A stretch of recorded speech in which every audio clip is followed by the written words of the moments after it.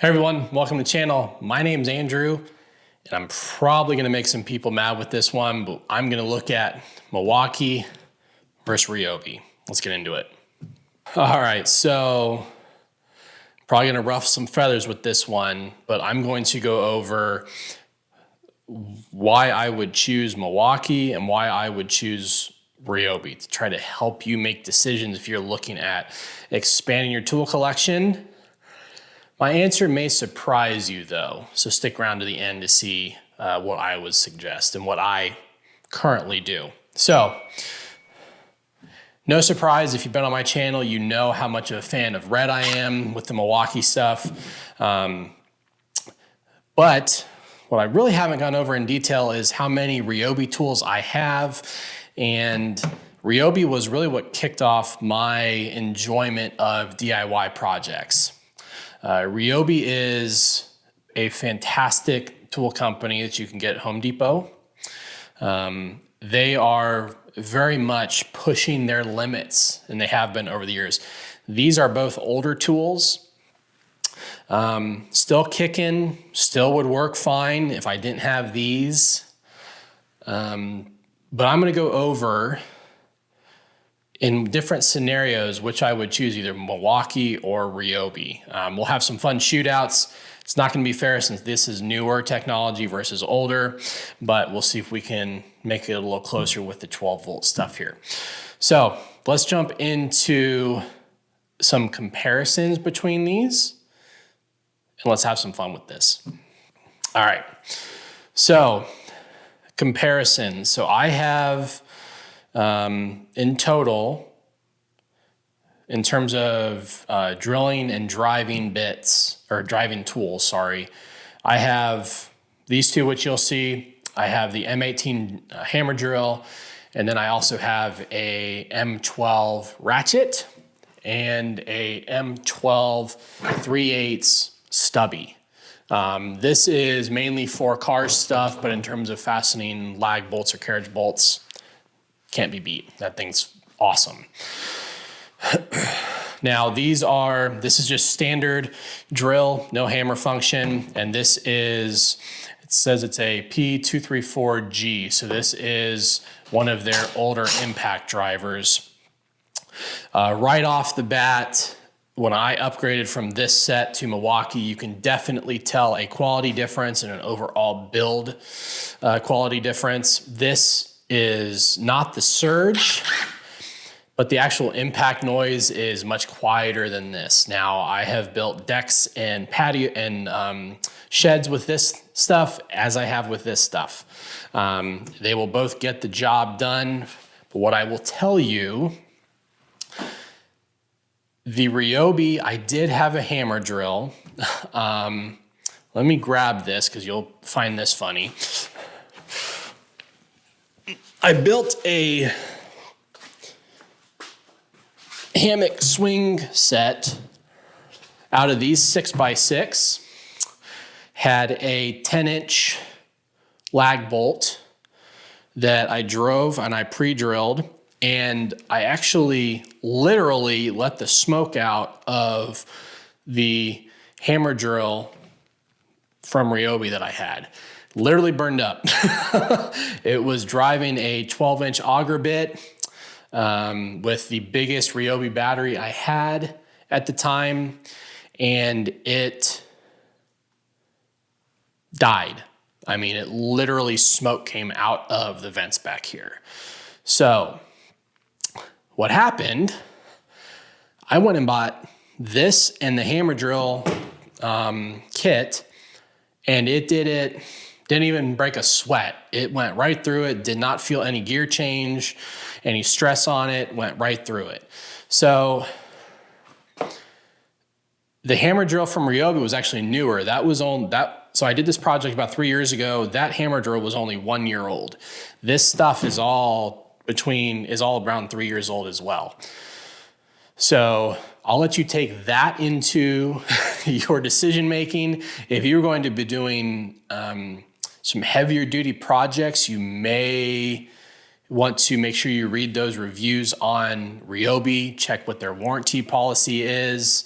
I haven't bought a Ryobi tool for a while, so I'm not sure what that is. I can put it down below, and I'll do the same with Milwaukee. So I'm just gonna put that out as a disclaimer that I have run into scenarios with Ryobi where it's not able to keep up with the power of Milwaukee. So that's one. Let's just have some fun with these. Another thing, I know this is their older model. This model did not have the self-auto chuck. So you actually do have to pull this one, and just push it right in. So that was another big bonus I got when I upgraded my drills to Milwaukee. If you've seen my channel, you've seen this tool work before, but I mean, these are 3-inch number 10 GRKs, and whoop, my whole workbench is moving on me here. So GRK number 10, 3.5. I think these are 3 inches. Are these? Yeah, 3-inch number 10s.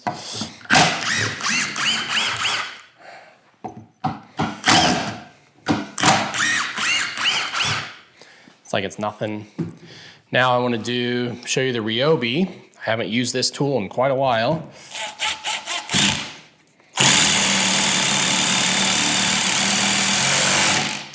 You can tell just the speed. So this is a 4 amp hour. That is a 5. So it's a little bit bigger battery on the Milwaukee.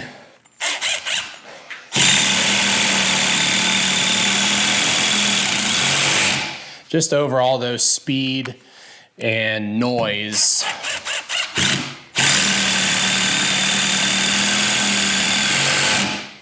Let me show you something here. So this is M12. This is on 3 level as well. Still think that's a little bit faster than the Ryobi. So, all right, so I've shown you the speed of these tools. You can see now why I probably decided to stop using these Ryobis and move to Milwaukee. But here's the thing, if you are just a homeowner, you don't get into big DIY projects with big 6x6s. The biggest thing you screw together is like a 2x4 or IKEA furniture. Ryobi is the way to go. It's gonna be cheaper than Milwaukee, and you will be able to find numbers of different tools that go with this battery line now.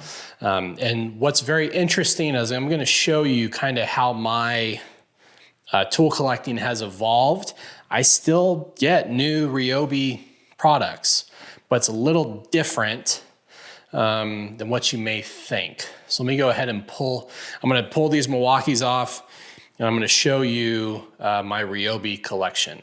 So let's do that. So I don't know if this is what you expect. I do have Ryobi stuff.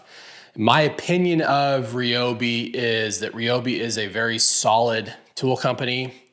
But for items that I'm going to be using a lot or want very high performance from, I have started to move away from Ryobi.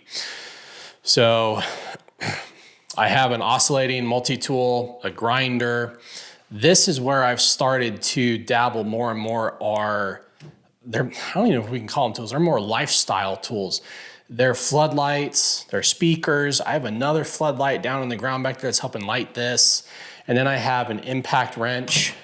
But this type of stuff is where Ryobi's getting a good chunk of my money, is lights, speakers, things that don't have high demand for in terms of power needed or durability. Ryobi has been getting my money. Now, the grinder I've had this since we moved into this house. It's about 3 years.